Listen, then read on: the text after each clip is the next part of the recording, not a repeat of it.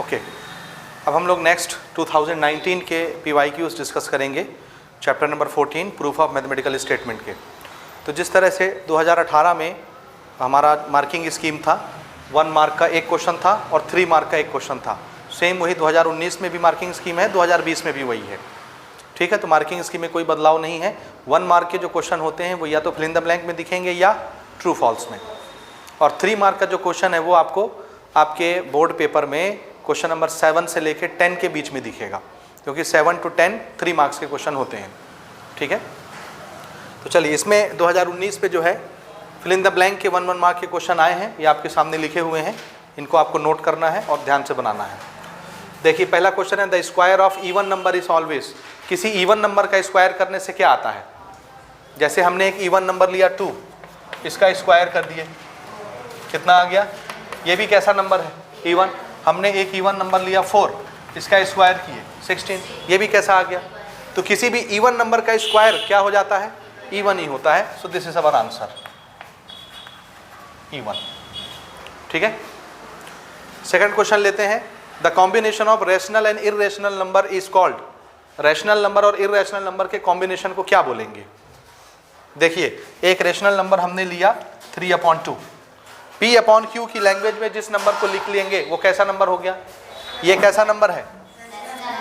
This is rational number, समझ आया? और इररेशनल नंबर किस फॉर्मेट में होते हैं? रूट। तो ये हमने लिया एक रूट वाला number, this is irrational number. समझे आप कि नहीं समझे? अब ये जो कॉम्बिनेशन बना, प्लस करो, माइनस करो, मल्टीप्लाई करो, डिवाइड करो, कुछ भी करो, मैंने मल्टीप्लाई लिया, कॉम्बिनेशन ही बोला है उसने, प्लस माइनस डिवीजन मल्टीप्लिकेशन का नाम नहीं लिया, तो हम किसी भी तरह से कंबाइन कर सकते हैं। तो ये नंबर कैसा नंबर हो गया? आंसर है 3√2 डिवाइडेड बाई 2। 2 को भी आप क्या लिख सकते हैं? √2 इंटू √2, एक √2 कैंसिल हो गया, तो ये बना 3√2। ये कैसा नंबर है? रैशनल की इररेशनल? इसमें ये रैशनल है, ये इररेशनल है, ओवरऑल ये कैसा हो गया? इररेशनल। कैसा हो गया? हाँ, समझ आया? ये हमने मल्टीप्लाई करके दिखाया। अगर हमारी मर्जी होती, ये एक नंबर हमने रैशनल लिया और दूसरा नंबर इररेशनल लिया, जोड़ दिए, प्लस माइनस कुछ भी कर दिए, तो क्या किसी रैशनल में इररेशनल जुड़ेगा? नहीं जुड़ता। तो ये जो कॉम्बिनेशन बना, ये ओवरऑल कैसा हो गया? ये इररेशनल हो गया। कैसा हो गया? तो कभी भी एक रैशनल और एक इररेशनल नंबर का कॉम्बिनेशन किया जाएगा किसी भी टाइप से, वो क्या बन जाता है? हाँ, लेकिन मल्टीप्लिकेशन में रैशनल भी बन सकता है। नहीं समझे? मल्टीप्लिकेशन में रैशनल भी बन सकता है, लेकिन कब? जब दो इररेशनल मल्टीप्लाई हो तब। लेकिन जब भी एक रैशनल और इररेशनल होंगे तो इररेशनल ही बनता है। याद रहेगा, रैशनल और इररेशनल का कॉम्बिनेशन हमेशा क्या देगा? इररेशनल। तो हमारा आंसर क्या हो गया? Irrational number. आया समझ में? जोर से बोलिए। हाँ, ये एग्जाम्पल है ना, इनको लिखने की आवश्यकता नहीं है आपको, सिर्फ हम अपने समझने के लिए लिख रहे हैं। थर्ड क्वेश्चन है, सेट सी में आया था, the square of the odd number is always. Odd number का स्क्वायर, ऑड नंबर ये है 3, इसका हमने स्क्वायर किया, मतलब इसी को 2 बार मल्टीप्लाई, और ये कैसा नंबर आया? ऑड। बस हो गया, वही आंसर है। तो ऑड का स्क्वायर ऑड ही होता है, इवन का स्क्वायर इवन होता है। हो गया? तो ये 1 मार्क के हमारे क्वेश्चन हो गए। अब हम आते हैं क्वेश्चन नंबर सेकंड में, जो कि 3 मार्क के क्वेश्चन हमारे होंगे। ठीक है, देखिए सेकंड टॉपिक पर हम आते हैं, 3 मार्क्स के क्वेश्चन में, जो क्वेश्चन नंबर 7 to 10 आपको मिलेंगे पेपर में। उसमें सबसे पहला क्वेश्चन है, prove that 2k + 7 is an odd integer where k is any integer. 3 mark का क्वेश्चन है, सेट ए में आया था, और तीनों सेट में इसी तरह का क्वेश्चन आया था, सेम फॉर्मेट, बस ये चेंज था। ये बाकी सब में क्या प्रूव करना था? ऑड, तीनों सेट में। तो हम खाली उन्हीं को चेंज करेंगे, पहले इसको बनाएंगे। तो इसको हमको ऑड नंबर प्रूव करना है। के कोई इंटीजर है, कोई प्रॉब्लम नहीं। अब मुझे ये बताइए, किसी भी नंबर को ऑड नंबर कैसे प्रूव कर सकते हैं? उसको 2k + 1 में लिख के। कोई भी नंबर अगर ऑड नंबर के डेफिनेशन में लिख दिया गया, what is the definition of odd number? 2k + 1। समझ आया? तो वो ऑड प्रूव हो जाता है। तो हम भी इसको 2k + 1 में लिख करके लाएंगे। तो इसका सॉल्यूशन देखिए, हमको नंबर क्या दिया गया है? हाँ, और इसको ऑड प्रूव करना है। तो हम सबसे पहले क्या कोशिश करेंगे?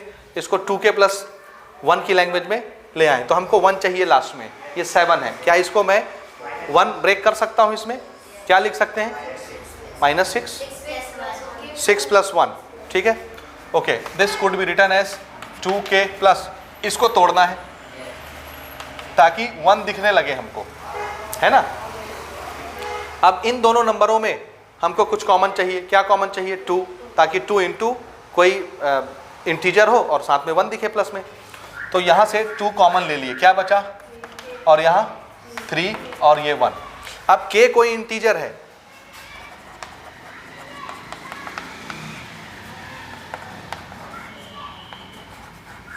Where k is any integer. किसी इंटीजर में जब कोई नंबर जुड़ेगा तो वो क्या रहेगा? इंटीजर ही रहेगा। तो ये चीज सॉल्व होने के बाद कुछ आएगी, उसका नाम हमने m रख दिया। m भी कोई इंटीजर है, साथ में 2 का मल्टीप्लाई है और उधर +1 है। यहाँ भी लिख देंगे where m is any integer. समझ आया कि नहीं आया? आ रहा है? ठीक है। और इधर क्या नंबर चल रहा है? 2k + 7। और ये किस फॉर्मेट में आ गया? 2m + 1। ये इंटीजर है, किसी भी इंटीजर में 2 का मल्टीप्लाई हुआ। यहाँ पर आप चाहें तो इसको 1-2 स्टेप आगे ले जा सकते हैं। m इज इंटीजर, इंटीजर में अगर 2 मल्टीप्लाई हुआ, ये क्या बन गया? इवन इंटीजर, ठीक है। और किसी भी इवन इंटीजर में 1 जुड़ेगा, वो क्या बन जाएगा? ऑड इंटीजर, ठीक है। तो इसका मतलब है ये कैसा नंबर हो गया? Odd number. और ये यहीं पर प्रूव हो गया। समझ आया? तो ये कैसा हो गया? 2m + 1 odd. इसलिए 2m + 1 के सामने जो लिखा होगा वो भी क्या हो जाएगा? Odd. Therefore 2k + 7 is an odd integer. हो गया? ये प्रूव हो गया। यहां पर हो गया। बना लेंगे। अब इसी पैटर्न पर सेम क्वेश्चन है सेट बी में, सेट सी में। उसको देखिए, खाली हम इसको चेंज कर रहे हैं, ठीक है। सेट बी के क्वेश्चन को देखो।